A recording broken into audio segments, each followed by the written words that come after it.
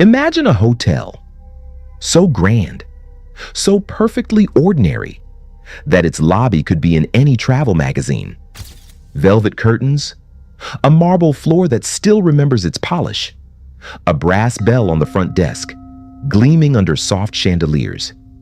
You check in, you get a key. You are given a polite smile. Then you go to your room, and you are never seen again. Tonight, we go inside that hotel. We pull the curtains back, and we ask one chilling question. What happens to the people who check in and never check out?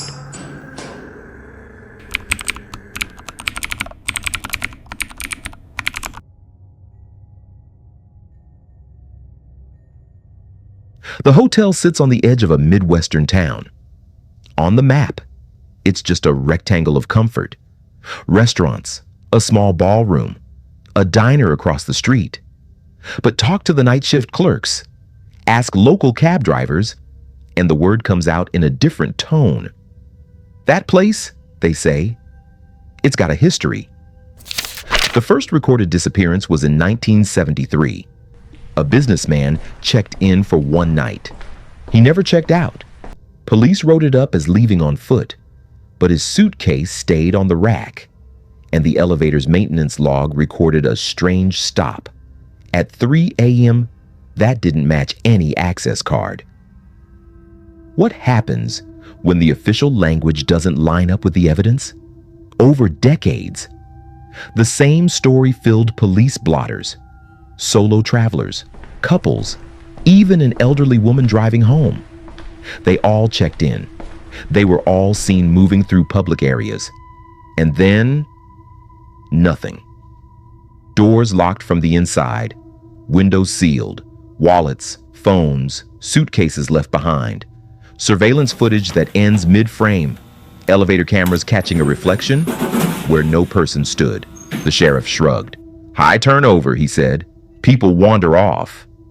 But families kept walking into the station with the same story. Cars left running, calls unanswered, phones pinging miles away. The town's gossip network began to whisper one word: curse. My name is Daniel. I'm an investigative reporter. I've been in hotel lobbies at midnight more times than I care to count. But when I stepped into this lobby, the carpet felt like it remembered every person who vanished here. It pressed down beneath my shoes. I spent weeks pulling records, 911 calls, maintenance logs, autopsy notes. I interviewed night clerks who swore they'd heard footsteps in sealed halls, housekeepers who refused to clean certain rooms, and one bellman who whispered that a guest once checked out with a smile. That wasn't his. One maintenance file stood out, a record of temperature drops on the 3rd floor.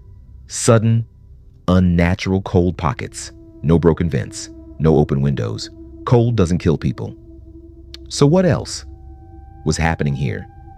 Claire, the breakfast server, told me about room 206. Sometimes, at closing, I hear music, old records. But when I knock, there's no answer. The door is locked. The curtain moves, even though no air is coming through. She told me about a guest who stumbled down at dawn, pale, trembling. He muttered about lights that swam like fish. The next morning, he was gone. His key was still in his hand, coffee gone cold on the table, napkin untouched. Another cab driver swore he dropped off a couple at 2 a.m. He saw them walk inside. Minutes later, only one came back out. When multiple people tell impossible stories, we stop calling them coincidences. Some footage was clear. A woman in a blue coat enters the lobby. She steps into the elevator. Doors close. The frame freezes. 2 seconds later, she's gone. No exit, no trace.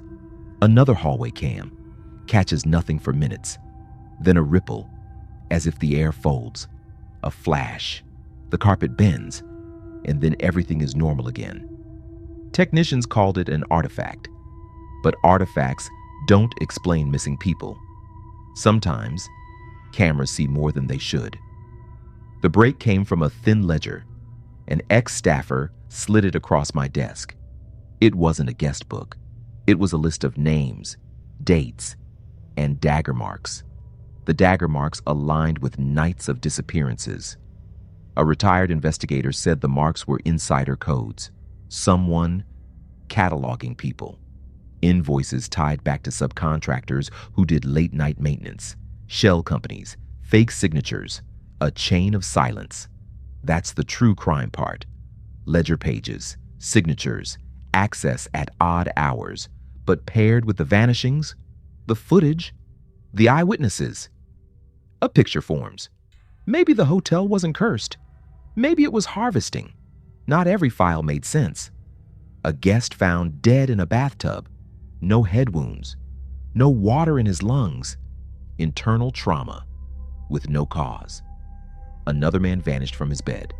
Sheets untouched. His wristwatch stopped at 2:07 a.m. Paranormal investigators recorded frequencies too low for human hearing. When slowed, the audio whispered words that no one wanted to repeat. Skeptics call it suggestion. Maybe they're right, but suggestion doesn't explain how bodies disappear. I booked a room, not bravado, method. The clerk handed me a brass key. Room 313. He smiled politely, but his eyes did not. The elevator smelled of lemon polish. The third-floor carpet felt cold, unnaturally cold. At 2:07 a.m., the vents stuttered 3 times, and faint clarinet music bled through the walls. I woke to pressure at the foot of the bed. Not a hand, not a person, just weight, as if the room had inhaled. My recorder caught a low whoosh and a voice, too distorted to name. I left at dawn, but the room followed me. The ledger led to a raid. Agents found a storage unit. Inside, IDs, jewelry, clothing, cataloged like trophies. Low-level staff pled guilty. Subcontractors were convicted. The hotel corporation rebranded, but convictions didn't bring graves. Some names, never tied to remains. Some evidence disappeared. Justice sealed some doors, but not all. Buildings are not just bricks. They collect choices. They collect silence. This hotel collected vanishings. The town raised a memorial, stones etched with names, a single line carved beneath, remembered. It wasn't victory, it was refusal. A refusal to whisper, a refusal to forget. The hotel still stands, its chandeliers glitter, its bell still rings, but sometimes, at night, the lights flicker, the elevator stops, at nothing, and a name drifts down the hall, looking for someone who never checked out.